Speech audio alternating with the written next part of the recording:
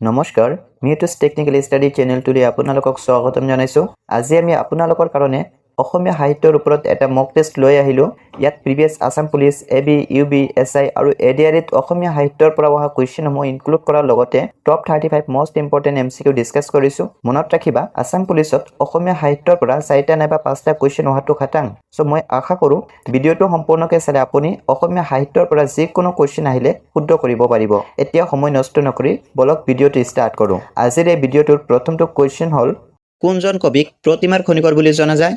ইয়াৰ সঠিক এনচাৰটো হ'ব অপশ্যন ডি, চন্দ্ৰকুমাৰ আগৰৱালা। মনত ৰাখিবা, কুৱেশ্যন আহিব পাৰে লক্ষ্মীনাথ বেজবৰুৱাই চন্দ্ৰকুমাৰ আগৰৱালাক কি বুলি অভিহিত কৰিছিল? মনত ৰাখিবা, প্ৰতিমাখন সৰু আৰু নিবা চনৰ বুলি অভিহিত কৰিছিল।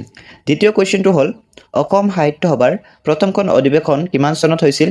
ইয়াৰ সঠিক এনচাৰটো হ'ব অপশ্যন চি, 1917 চনত। ইয়াৰ লগতে তোমালোকে আৰু কিছুমান ইম্পৰ্টেণ্ট কথা মনত ৰাখিবা। অসম সাহিত্য সভাৰ প্ৰথমখন অধিৱেশন ক'ত হৈছিল, ক'ত অনুষ্ঠিত কৰা হৈছিল?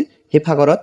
আৰু ইয়াৰ প্ৰথম সভাপতি আছিলে পদ্মনাথ গোহাঁই বৰুৱা আৰু ইয়াৰ প্ৰতিষ্ঠাতা সম্পাদক আছিলে শৰৎচন্দ্ৰ গোস্বামী। অ'কে, 3 নম্বৰ কুৱেশ্যনটো হ'ল, সাহিত্য অকাডেমী পুৰস্কাৰ প্ৰাপ্ত প্ৰথম অসমীয়া পুথিখনৰ নাম কি?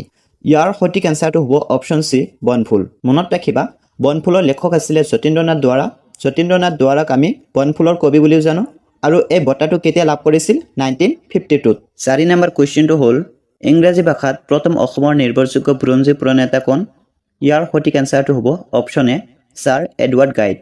মনত ৰাখিবা, প্ৰথমটো বুৰঞ্জী আছিলে এ হিষ্ট্ৰী অফ আছাম আৰু এইটো ফাৰ্ষ্ট টাইম পাব্লিছ পাইছিলে 1906 চনত। 5 নম্বৰ কুৱেশ্যনটো হ'ল, সৈয়দ আব্দুল মালিকে মাধৱদেৱৰ বিষয়ে লিখা পুথিখনৰ নাম কি? ইয়াৰ সঠিক এনচাৰটো হ'ব অপশ্যন ডি, প্ৰেম অমৃতৰ নদী। ইয়াৰ লগতে তোমালোকে মনত ৰাখিবা, সৈয়দ আব্দুল মালিকৰ কথা কোৱাৰ লগে লগে অঘৰী আত্মাৰ কাহিনীৰ কথা মনত আহিব লাগিব। অঘৰী আত্মাৰ কাহিনী কোনে লিখিছিল? সৈয়দ আব্দুল মালিকে। মাধৱদেৱৰ কথা কোৱাৰ লগে লগে নামঘোষাৰ কথা মনত আহিব লাগিব। নামঘোষা কোনে লিখিছিল? মাধৱদেৱে। 6 নম্বৰ কুৱেশ্যনটো হ'ল, প্ৰথম অসমীয়া ৰোমান্টিক কবিতাটো কি? ইয়াৰ সঠিক এনচাৰটো হ'ব অপশ্যন চি, বন কুঁৱৰী। মনত ৰাখিবা, বন কুঁৱৰী কেতিয়া পাব্লিছ পাইছিল? 1895ত। ক'ত পাব্লিছ পাইছিল? জোনাকী আলোচনীত। আৰু কোনে লিখিছিল বন কুঁৱৰী? চন্দ্ৰকুমাৰ আগৰৱালা। 7 নম্বৰ কুৱেশ্যনটো হ'ল, লক্ষ্মীনাথ বেজবৰুৱাই ৰচনা কৰা একমাত্ৰ উপন্যাসখনৰ নাম কি? ইয়াৰ সঠিক এনচাৰটো হ'ব অপশ্যন চি, পদম কুঁৱৰী। মনত ৰাখিবা, লক্ষ্মীনাথ বেজবৰুৱাক চুটিগল্পৰ জনক বুলি জনা যায়। 8 নম্বৰ কুৱেশ্যনটো হ'ল, অসমীয়া ভাষাৰ প্ৰথম কবিতা পুথিখনৰ নাম কি? ইয়াৰ সঠিক এনচাৰটো হ'ব অপশ্যন বি, প্ৰহ্লাদ চৰিত। মনত ৰাখিবা, প্ৰহ্লাদ চৰিত কোনে লিখিছিল? ইয়াৰ লেখক আছিলে হেম সৰস্বতী। 9 নম্বৰ কুৱেশ্যনটো হ'ল, অসমীয়া নাট্য সাহিত্যৰ জনক কোন? ইয়াৰ সঠিক এনচাৰটো হ'ব অপশ্যন এ, শ্ৰীমন্ত শংকৰদেৱ। ইয়াৰ লগতে মনত ৰাখিবা, শ্ৰীমন্ত শংকৰদেৱৰ প্ৰথমখন নাটক আছিলে চিহ্ন যাত্ৰা আৰু শ্ৰীমন্ত শংকৰদেৱে কীৰ্তন ঘোষা ৰচনা কৰিছিল। 10 নম্বৰ কুৱেশ্যনটো হ'ল, প্ৰথম অসমীয়া ছপা পুথিখনৰ নাম কি? ইয়াৰ সঠিক এনচাৰটো হ'ব অপশ্যন ডি, ধৰ্মপুস্তক। মনত ৰাখিবা, ধৰ্মপুস্তক গ্ৰন্থখন কোনে লিখিছিল? আত্মাৰাম শৰ্মাই। কেতিয়া লিখিছিল? 1813ত। আৰু এইটো হৈছে বাইবেলৰ অসমীয়া অনুবাদ। 11 নম্বৰ কুৱেশ্যনটো হ'ল, শংকৰদেৱৰ প্ৰথম নাটকখনৰ নাম কি? ইয়াৰ সঠিক এনচাৰটো হ'ব অপশ্যন ডি, চিহ্ন যাত্ৰা। 12 নম্বৰ কুৱেশ্যনটো হ'ল, কোনগৰাকী অসমীয়া সাহিত্যিকক অসমীয়া সাহিত্যৰ বেকন নামেৰে অভিহিত কৰা হয়? ইয়াৰ সঠিক এনচাৰটো হ'ব option C, Satyanath Bora.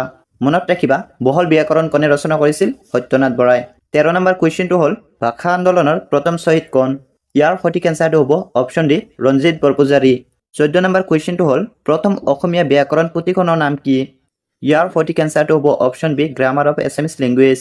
15 number কুৱেশ্যনটো হ'ল, সৈয়দ আব্দুল মালিকে শ্ৰীমন্ত শংকৰদেৱৰ বিষয়ে লিখা পুথিখনৰ নাম কি? ইয়াৰ সঠিক এনচাৰটো হ'ব অপশ্যন বি, ধন্য নৰ তনুভাল। 16 নম্বৰ কুৱেশ্যনটো হ'ল, ভানুমতী উপন্যাসখন কোনে লিখিছিল? ইয়াৰ সঠিক এনচাৰটো হ'ব অপশ্যন এ, পদ্মনাথ গোহাঁই বৰুৱা। মনত ৰাখিবা, এই উপন্যাসখন অসমীয়া সাহিত্যত প্ৰথম উপন্যাস হিচাপে স্বীকৃতি লাভ কৰিছে আৰু এইটো কেতিয়া লিখা হৈছিল? 1891ত। 17 নম্বৰ কুৱেশ্যনটো হ'ল, সাহিত্য অকাডেমী পুৰস্কাৰ প্ৰাপ্ত প্ৰথম অসমীয়া উপন্যাসখনৰ নাম কি? ইয়াৰ সঠিক এনচাৰটো হ'ব অপশ্যন এ, ইয়াৰ উইংগম। মনত ৰাখিবা, ইয়াৰ লেখক আছিলে বীৰেন্দ্ৰ কুমাৰ ভট্টাচাৰ্য আৰু এইটো কিমান চনত বঁটা লাভ কৰিছিলে? 1961ত। 18 নম্বৰ কুৱেশ্যনটো হ'ল, কোনগৰাকী অসমীয়া লোকপ্ৰিয় নামেৰে খ্যাত? ইয়াৰ সঠিক এনচাৰটো হ'ব অপশ্যন বি, গোপীনাথ বৰদলৈ। মনত ৰাখিবা, গোপীনাথ বৰদলৈ অসমৰ প্ৰথমজন চিফ মিনিষ্টাৰ আছিলে। 19 নম্বৰ কুৱেশ্যনটো হ'ল, কোনজন অসমীয়াক কলাগুৰু নামেৰে জনা যায়? ইয়াৰ সঠিক এনচাৰটো হ'ব option B, Bishnuprasad Rabha. 20 number কুৱেশ্যনটো হ'ল, কোনগৰাকী অসমীয়াক দেশভক্ত নামেৰে জনা যায়? ইয়াৰ সঠিক এনচাৰটো হ'ব option B, Tarunram Phukan. 21 number কুৱেশ্যনটো হ'ল, অসমীয়া সাহিত্যত উপন্যাসৰ সম্ৰাট বুলি কাক জনা যায়? ইয়াৰ সঠিক এনচাৰটো হ'ব option A, Rajanikanta Bordoloi. 22 number কুৱেশ্যনটো হ'ল, কীৰ্তন ঘোষা কোনে ৰচনা কৰিছিল? ইয়াৰ সঠিক এনসাৰটো হ'ব অপশন এ শ্ৰীমন্ত শংকৰদেৱ ইয়াতে আন এটা কুৱেশ্যন তোমালোকে মনত ৰাখিবা যেটো এসএ পৰীক্ষাত আহিছিল শ্ৰীমন্ত শংকৰদেৱৰ মাতৃৰ নাম কি আছিল শ্ৰীমন্ত শংকৰদেৱৰ মাতৃৰ নাম কি আছিল সত্যসন্ধা দেৱী 23 নম্বৰ কুৱেশ্যনটো হ'ল নাম ঘোষা কোনে ৰচনা কৰিছিল ইয়াৰ সঠিক এনসাৰটো হ'ব অপশন বি মাধৱদেৱ ইয়াৰ লগতে তোমালোকে মনত ৰাখিবা মাধৱদেৱৰ জন্ম ক'ত হৈছিল মাধৱদেৱৰ জন্ম হৈছিল 1489 ত লেটেকু পুখুৰী ওকে 24 নম্বৰ কুৱেশ্যনটো হ'ল অঘৰী আত্মাৰ কাহিনী উপন্যাসখন কোনে লিখিছিল ইয়াৰ সঠিক এনসাৰটো হ'ব অপশন এ সৈয়দ আব্দুল মালিক 25 নম্বৰ কুৱেশ্যনটো হ'ল কোনজন অসমীয়াক ৰূপকোঁৱৰ বুলি জনা যায় ইয়াৰ সঠিক এনসাৰটো হ'ব অপশন এ জ্যোতিপ্ৰসাদ আগৰৱালা ইয়াৰ পৰা কেইবাটাও কুৱেশ্যন হ'ব পাৰে আসাম পুলিচ এবিবিত আহিছিল কাৰেংগৰ লিগিৰি কোনে লিখিছিল ইয়াৰ সঠিক এনসাৰটো কি হ'ব জ্যোতিপ্ৰসাদ আগৰৱালা ইয়াৰ লগতে মনত ৰাখিবা নৰ্থ সূৰ্য বুলি কাক জনা যায় ফণী শৰ্মা ওকে 26 নম্বৰ কুৱেশ্যনটো হ'ল অসমীয়া সাহিত্যত ভাঙৰিকৰ নামেৰে কোন জনাজাত ইয়াৰ সঠিক এনসাৰটো হ'ব অপশন বি আনন্দ চন্দ্ৰ আগৰৱালা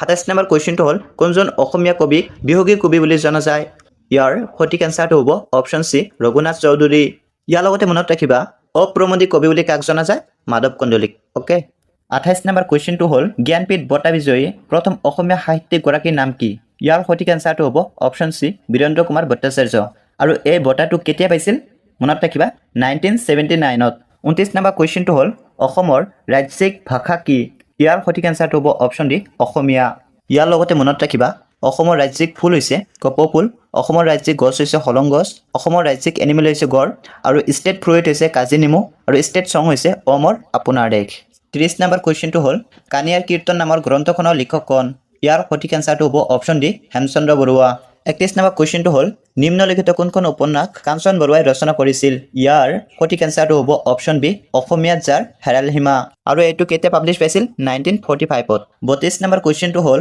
অসমীয়া সাহিত্যত এখুত ককাইদেউ নামেৰে কাক জনা যায় ইয়াৰ সঠিক এনসাৰটো হ'ব option A Nabakanta Barua 33 number কুৱেশ্যনটো হ'ল সপ্তকাণ্ড ৰামায়ণ কোনে লিখিছিল ইয়াৰ সঠিক এনসাৰটো হ'ব option B Madhav Kandali 34 number কুৱেশ্যনটো হ'ল ৰামচৰিতমানস কোনে ৰচনা কৰিছিল ইয়াৰ সঠিক এনসাৰটো হ'ব অপশন ডি তুলসীদাস 35 নম্বৰ কুৱেশ্যনটো হ'ল অসমৰ ব্ৰাহ্মমান থিয়েটাৰৰ জনক কোন আছিল ইয়াৰ সঠিক এনসাৰটো হ'ব অপশন সি অচ্যুত লহকৰ সো এইখিনি আছিল আজিৰ ভিডিঅ'টোৰ কোৱালিটি আৰু কন্টেন্ট চাই যদি ভাল পাই থাকা লাইক কমেন্ট আৰু শ্বেয়াৰ কৰি দিবা আৰু যদি প্ৰথমবাৰৰ কাৰণে ভিজিট কৰিছা তেন্তে সাবস্ক্ৰাইব কৰি বেল আইকনটো প্ৰেছ কৰি ৰাখিবা আৰু যদি ভাবি আছা যে এই ভিডিঅ'টোৰ PDF লাগে তেন্তে ডেসক্ৰিপচনত WhatsApp লিংক দিয়া আছে তাত গৈ জয়েন হৈ যোৱা ভিডিঅ'টো শেষলৈ চোৱাৰ কাৰণে আপোনাক অশেষ ধন্যবাদ থাকিল